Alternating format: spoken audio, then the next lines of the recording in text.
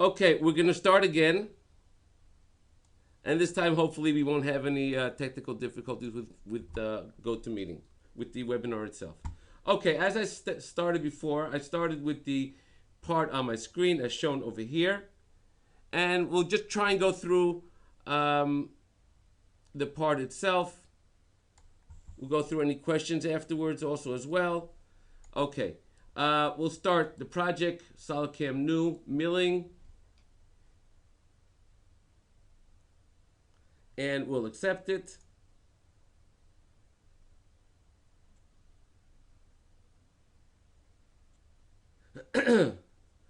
Okay, we'll create our home position. As I said, I want to start off with the home position first on this side over here.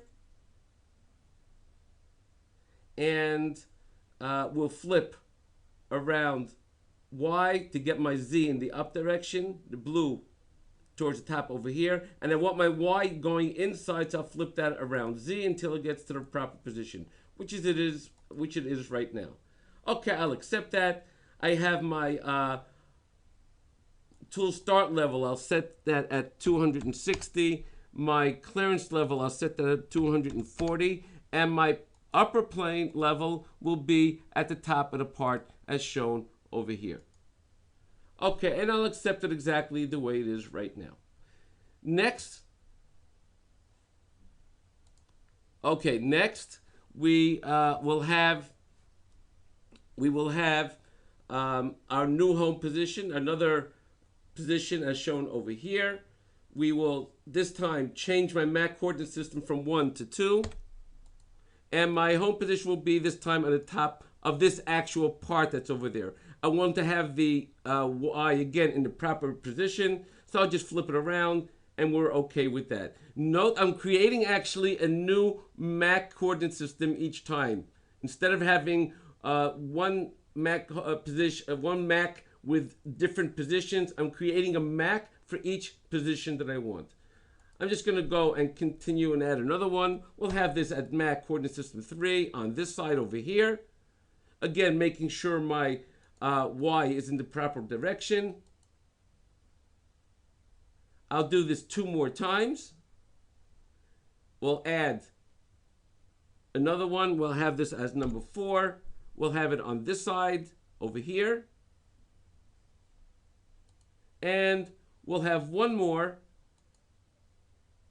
having MAC coordinate system 5. And we'll have it on, I see my part is gone over there. I probably hit it for some reason. I'll just have it over there for now. Okay.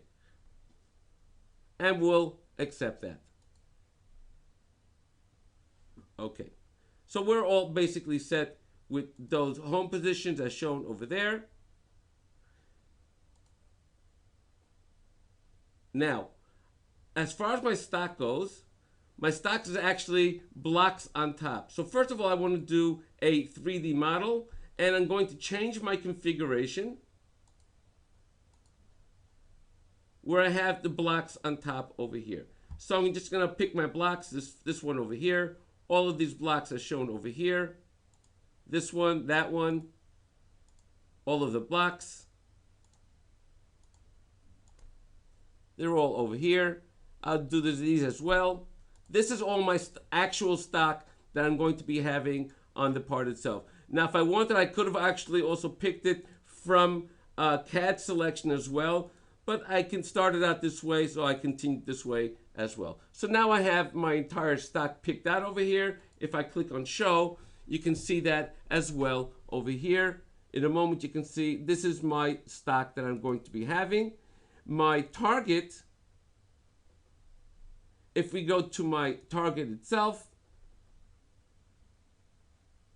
my target are just the parts themselves, okay? And we'll accept that. Now, we'll accept everything we have over here, and now we could define our fixture. We'll start by defining our fixture. I'll just right-click on fixture, define it, and click on the tombstone itself. That is the actual fixture. Click on show and you'll actually be able to see the fixture itself. There we go. There we have the fixture itself. We'll accept that.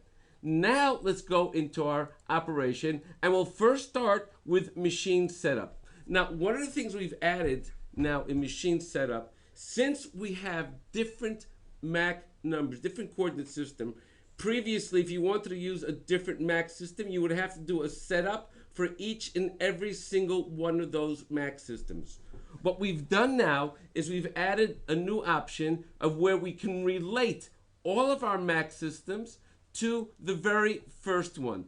If I were to just click on them, you can see all of the information is automatically put into there in order to get it to the proper position without me having to define each one individually. So all I'm having is one setup, and that one setup will cover every single one of my MAC positions.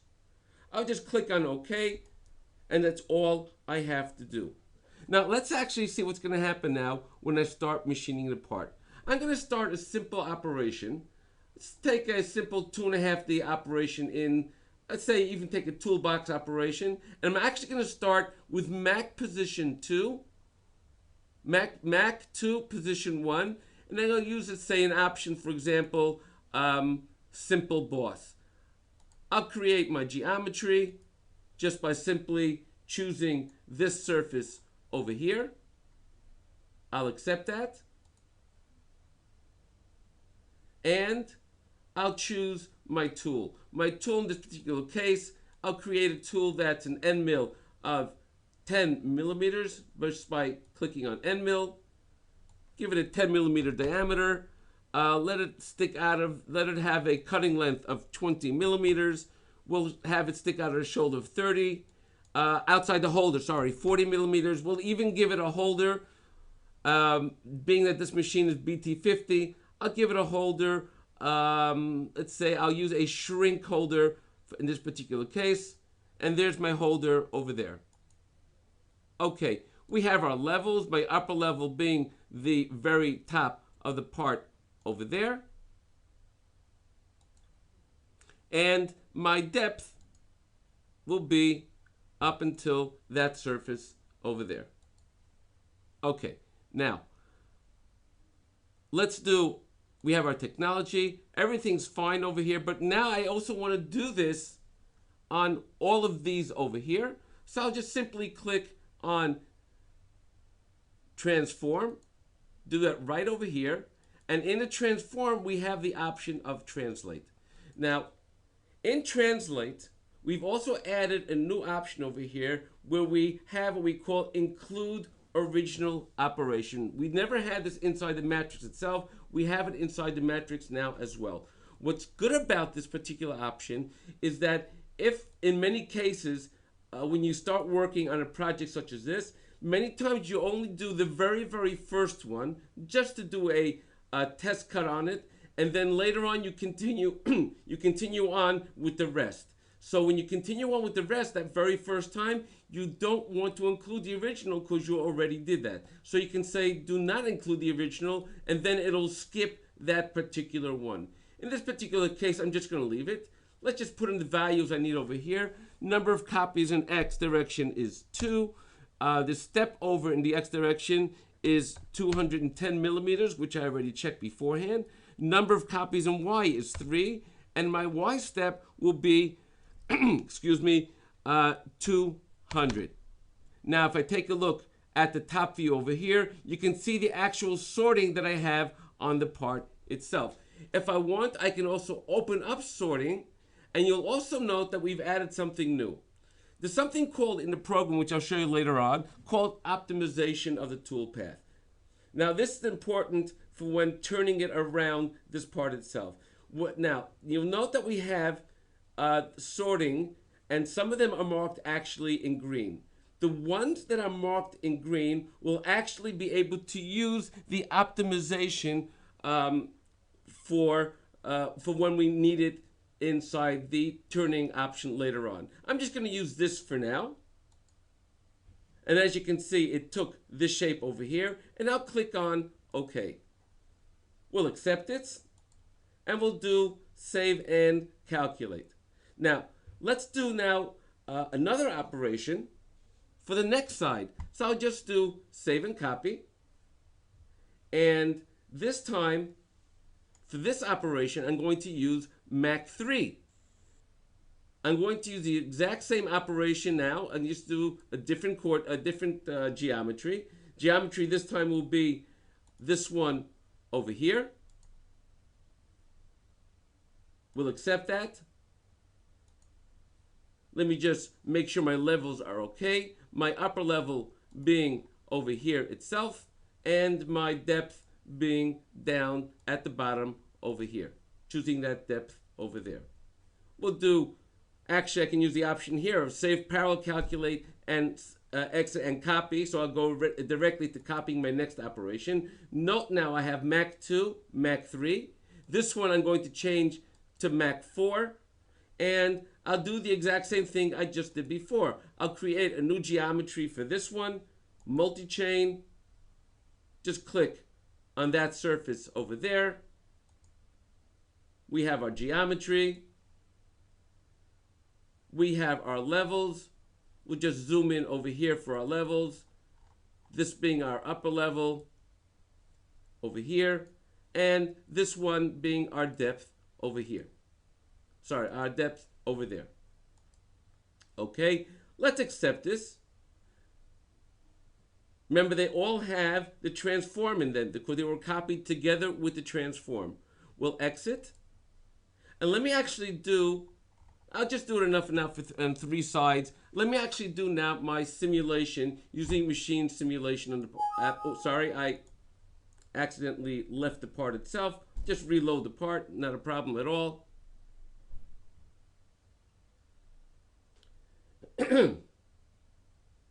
Okay, we have part I was just running right here.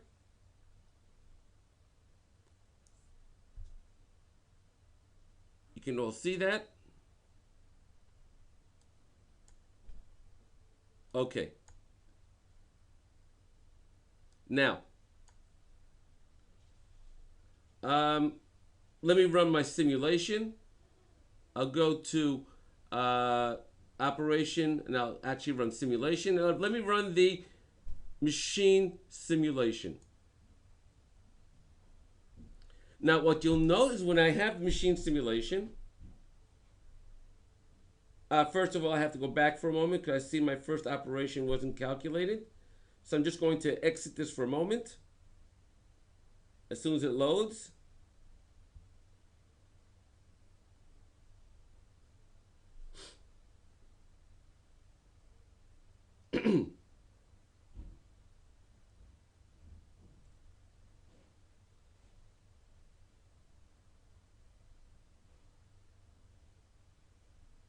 Okay, let me just close this up. Let me just go back into this operation over here. The very first one, and just calculate it. Okay.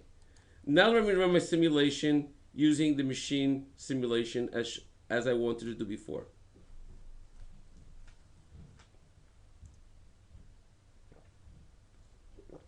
Now, you remember that all I did was one setup, even though I had several different Mach positions on the part itself.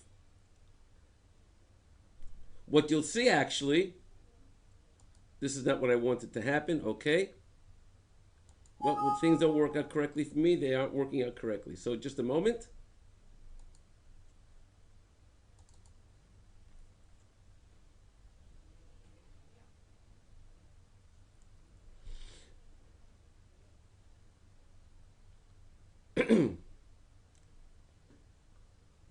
Okay, I'm just reloading the part again.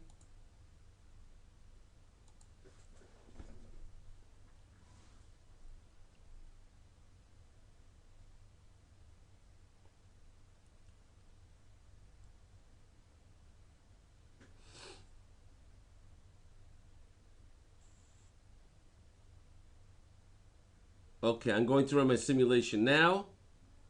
Machine simulate.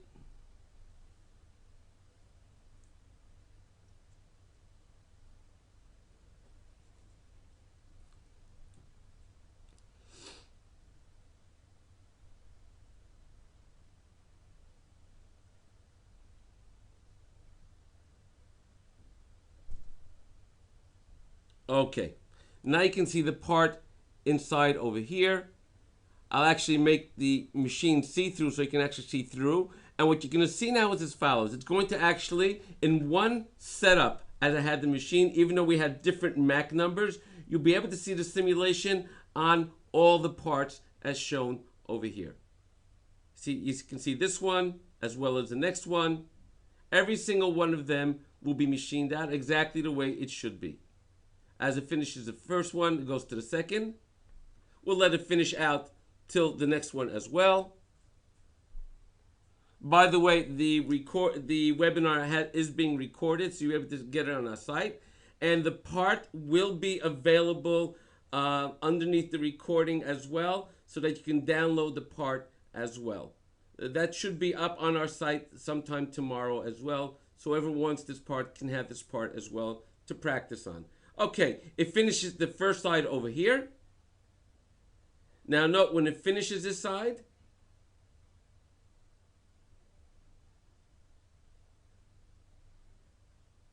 it's going to jump over then, just flip around to the next side as well.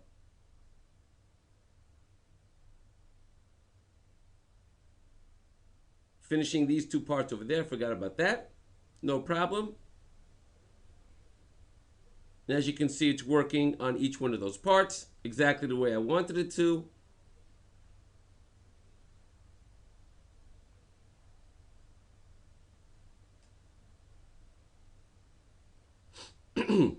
Excuse me. And now it's going to the last part on this side, and then it's going to flip over to the other side. Again, even though the other side is a different MAC number, in other words, a different coordinate system, it's on the exact same setup, which is a new option that we've added on, being able to relate each MAC, one MAC number to the next.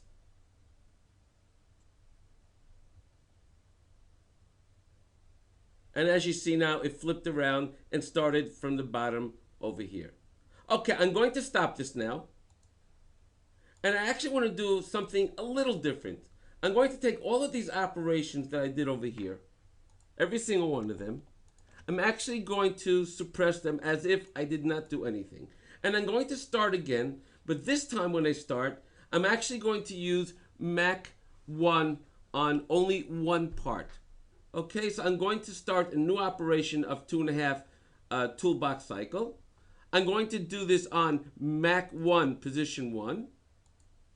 Again, I'll use this option over here, and I'll create my geometry on the part using the multi-chain on that surface over there. Choosing the tool I need, the 10mm end mill, which I created before. My level, this time my upper level,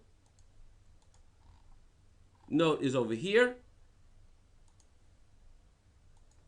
You can see the value because this is based towards the very bottom, towards the home position itself. And this is over here as well, going down 14mm.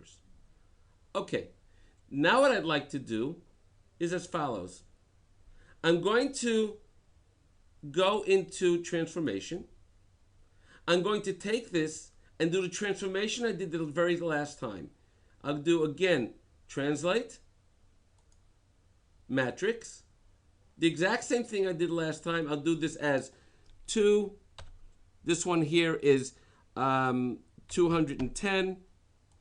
Number of copies from Y is 3. And this one is 200, as shown over here. From the top view, you can see that as well.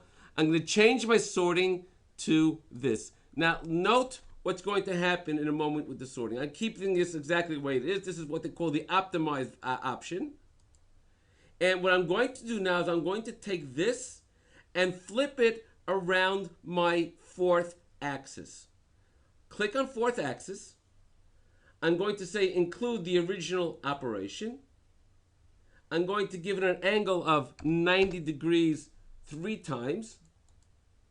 Insert. So I have all 3 angles. And now we have this option here on the bottom called Optimize Matrix sorting. What optimized matrix sorting will actually do, will actually change it, the sorting, to when it flips, to make it actually work on this side with the least amount of moves to get to the next part. And you'll see that in a moment. I'll explain it exactly as we watch it. Let's just click on it right now. I'll click on OK, accept that. In my technology over here, so I can have a little less step downs, I don't need all the step downs over here. I'll have the step downs every 14 millimeters, and we'll save and calculate.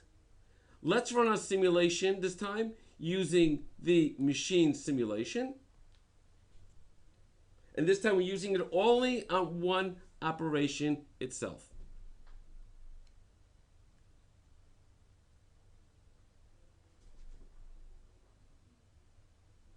Okay, note, we're going to start the operation over here. Again, I'll make it so that we can see through the machine itself. And we'll start our first operation. It's going on the first part. Now going to the next part. Third part. Fourth part down there. Fifth part.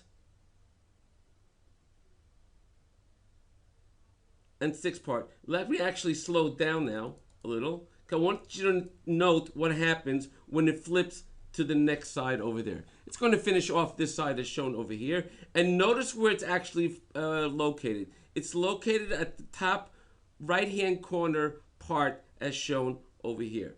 Now it's going to flip over in a moment.